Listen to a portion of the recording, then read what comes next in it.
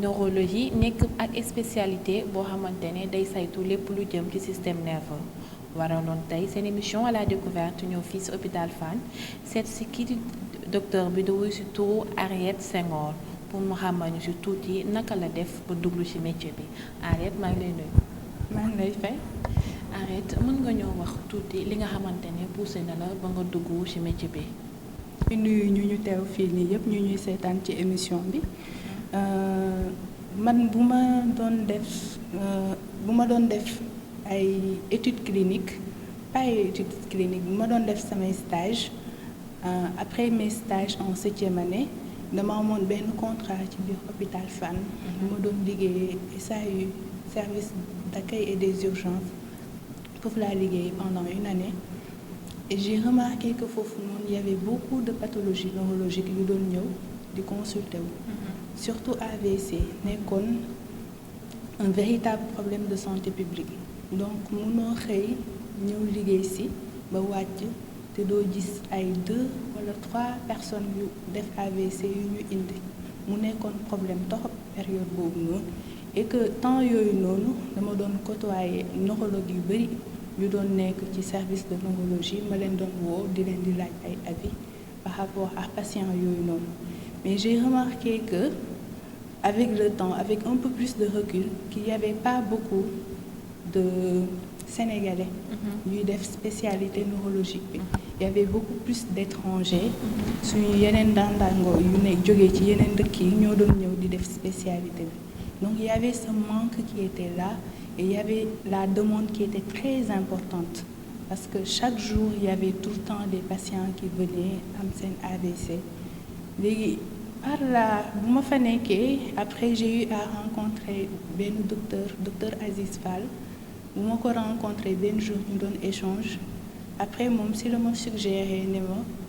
pourquoi pas ma ñëw def neurologie sa spécialisation en neurologie. ma ne ko non man à la base je ne voulais pas faire la neuro man dama bëggoon nekk pédiatre. parce que daf ma passionné woon nekk ci xale yi di leen di fo di leen di téye di leen di kii. am compassion ci ñoom daf ma passionné woon mais après bu ma waxtaanee ak moom mu ne ma non da ngay ñëw def neurologie après soo defee neurologie ba ci biir après mën nga def beneen sous-spécialisation pour nekk neuropédiatre. kon mën nañu jàpp ne neurologie nekkul loo xamante ne say spécialité woon bu nga choisir woon à la base. non c'était pas spécialité bu ma bëggoon def à la base parce que man bu may nekk étudiant. ba may yegg 7e année sama stage neurologie yi mooy loolu dama doon ñëw duma doon régulier ci stage yi te duma doon ñëw dama doon ne fii ay AVC kese fi nekk donc ça ne m'intéressait pas trop j'étais plus intéressée par les maladies infectieuses et la pédiatrie mais bu ma demee ba def 1 an yu ma def service d'accueil et des urgences maa ngi leen di nuyu au passage service bu metti la woon mais avec un personnel qui était vraiment sympathique boo xam ne dalay permettre sooy xëy chaque jour nga am motivation xëy malgré liggéey bu mu fay fekk liggéey bi nu muy metti yëpp mais vraiment il y avait la bonne humeur la bonne entente ma nekkoon foofu noonu donc loolu ci contexte yooyu noonu daal laa choisir spécialisé wu en neurologie. Ban année nga commencé exercer métier bi réellement. Métier neurologue. Daaw laa soutenir j'ai soutenu mon mémoire en septembre 2023 ci laa nekk neurologue mais avant maa ngi woon fii ci service bi. spécialisation bi 4 ans la. On peut dire que soo commencé spécialisé wu déjà yaa ngi ci bain bi. parce que tout le temps ñuy DSI sax laay wax sax ñuy spécialisé que ce soit DSI ak interne ñoom tout le temps ñoo ngi auprès des malades dañuy nekk ci malades yi di ci xëy di ci gontu ñoom ñooy gën a approché wu ci malades yi parce que dañuy bëgg xam. jàng bi la ci période de jàng bi la suñu demee ba ci biir am loo xam ne xamuñu ko dañuy rapproché wu ci suñuy aînés. ñu expliquer ñoom ñoo ñu doon encadrer durant les 4 ans ci jàng beeg yooyu noonu. no spécialité bi nga xamante ne mooy neurologue jàng bi naka lay demee. jàng bu métti la nag. jàng bu métti la 4 ans la ndax ku wax système nerveux central ku wax système nerveux ku wax nerf li nga xam ne ni que du affaire bu yomb. affaire bu complexe la donc jàng bu métti la et on se rend compte que même les autres médecins am nañu ci ay lacunes yu bari am nañ ci ay lacunes ci domaine neurologie et c'est très normal parce que bu ñuy nekk étudiant bu ñuy nekk ay étudiant suñu stage yu ñuy jagleel neurologie comme stage dafa ndaw donc les gens les médecins en général duñu am temps pour xam carrément lan mooy spécialité neurologique bi nan lay demee lan la mais bon léegi avec la sensibilisation de plus en plus les gens essayent de s'intéresser à l'essentiel pour ñu mën a orienter s'ils ont un doute ñu mën a orienter ci neurologue bi mu mën a def liggéeyam. mën nga ñoo xam tuuti ban souvenir nga xamante ne moo la gën a marqué ci métier bi. souvenir bu ma gën a marqué je dirais bëri naa ay souvenirs yu ma marqué mais am na particulièrement benn bu ma marqué ci sama spécialisation en neurologie. benn jeune fille la bu accouché woon après accouchement woon ñu def ci quelques jours mu paralysé après ñu indi woon ko fii ñu hospitalisé woon ko mu nekkoon phénomène événement bu ma marqué woon parce qu'elle avait que 25 ans. ñu hospitalisé ko service bi ñu hospitalisé ko service bi mu paralysé au niveau des 2 membres inférieurs mënatul tirer ay cëram su bëggee dem cabinet day dem cabinet te du ko yëg suy tuur ndox tam day tuur ndox te du ko yëg doonul woon yëg tànko mi doonul woon yëg am benn yëg-yëg bu muy sentir ci tànk mi amul woon benn yëg-yëg bu mënul woon def dara ci tànko mi événement boobu marqué wu na ma trop. événement boobu mu nekk bu lu douloureuse loo xamante ne dund nga ko mu touché la lool ak loo xamante ne neex na la ci ba nga xamante ne boo toogee di ko xalaat da ngay fàtte lu métti loolu nga ci dundoon. waaw événement yu neex yu ma ci dund mooy am na ñenn ñoo xam ne bu ñuy ñëw fii nii ci service neurologique bi dañuy ñëw ci ay situation yu désespérant am na sam benn patient bu muy dugg ci service neurologie parents mi soo leen gisoon seen kanam mi ils étaient vraiment dañu désespéré woon xale bu ndaw la woon tamit c'était benn xale bu amoon 18 ans à l'époque kooku ba tey ñoo ngi garder contact ba tey dañuy déggante 18 ans à l'école mu ñëw en quelques jours le tableau bi enclenché wu déclenché wu métitu bopp wëccu ba mu commencé mel ni luy nelaw ñu hospitalisé woon ko mais yàlla def na après hospitalisation dem na ba tane léegi moo ngi dox ay soxla moo ngi def lépp. yan xeetu jafe-jafe ngeen di gën a jànkonteel. xeetu jafe-jafe yi ñu fi jànkonteel bëri na xam naa dina am tuuti droit de réserve par rapport ak affaire yu bëri. mais xeetu jafe-jafe yu bëri na par rapport ak accessibilité des explorations par exemple suñu bëggee def IRM parfois c'est pas forcément évident ñu def IRM parfois il y a un problème de moyens malade yi dañuy ñëw soo leen demandé benn IRM bu 150 000 xam nga 150 000 du ñu bëgg ko mën a génne seen poche dëgg rapidement te balaa ñu laa demandé IRM day fekk sax nga ñëw urgence ñu demandé la ay bilan biologique yu nga war a def ñu demandé la peut-être benn scanner bi nga war a def après ñu xool scanner bi ñu ne scanner bi leerul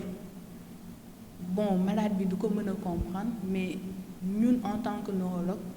ci yenn résultats yi on ne peut pas trop s'avancer dañuy préférer demander ay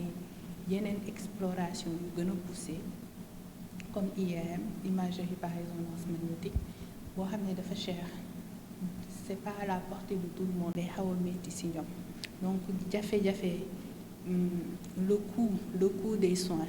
bon on dit que la santé a un prix et c'est normal c'est partout comme ça dans le monde mais je pense qu'il faudra que ñu réfléchir ay moyens ñuy mën a établir pour ñu mën a aider un peu la population la personne lambda qui vient à l'hôpital. est-ce que loolu noonu dépense yooyu est-ce que état bi am na ci benn subvention boo xamante ne mu ngi ko ciy def. am na ñu am seen prise en charge am na ñu ñëw prise avec leur prise en charge yoo xam ne seen soins yi day tax day wàññeeku suñu naroon fay par exemple benn 100% produit bi ñu fay par exemple ba ay 5%. am na ñu am prise en charge ñuy surtout ñuy liggéey dans le secteur privé. bëri na ñu ci am prise en charge mais tamit am na ñoo xam ne personne lambda buy nekk fii di góorgóorlu amul benn prise en charge amul benn cotisation démb rek maa ngi ci doon waxtaan suñu kër ma leen doon fàttali ni que bu ma nekkee woon stage rural. C'était dans un milieu vraiment rural Daara Jolof mais j'ai remarqué que foofu population bi dans beaucoup de familles dañuy am prise en charge dañuy cotiser chaque mois benn somme symbolique suñu ñëwee hôpital au lieu de 1000 francs par exemple ñu fay 200.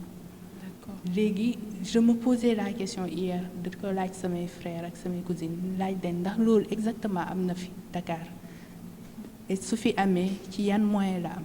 mais je pense que système boobu noonu bu ma gisoon en milieu rural war nañ ko fi gën a mën a développer pour ñu dimbale nit ñi mais tamit nit tamit mënoo toog nga bëgg coûte que coûte état jàppale la ci lépp alors que yow amoo benn cotisation bu nga def au préalable quand même nañu ñuy raisonnable sur certains points su fekkee ne am na ay système d'assurance ak i affaire système d'assurance communal yu communes yi di def nit ñi pourquoi pas ñu jéem a tourner aussi yooyu pour ñu mën a subventionner seen kii maintenant je ne maîtrise pas système d'assurance yooyu muy demee kon mënuma ci sori xawma ci yan base dañ ko teg xawma ndax seulement c'est en milieu rural ou c'est établi aussi en milieu urbain. Patient yi ngeen di faral di am yan maladie la ñooy gën a fréquent ci ñoom par rapport ak li ngeen di traité. Par rapport ak lu ñuy traité je pense que fii nii AVC c'est pas que je pense ça c'est la réalité. AVC mooy premier motif d'hospitalisation dans notre service. soo xayma soo duggee ci salle de garde yi au moins il y a une personne qui a un AVC qui est couché là-bas. Donc AVC mooy premier motif d'hospitalisation dans notre service. Maintenant consultation c'est autre chose mais hospitalisation moom mooy premier motif.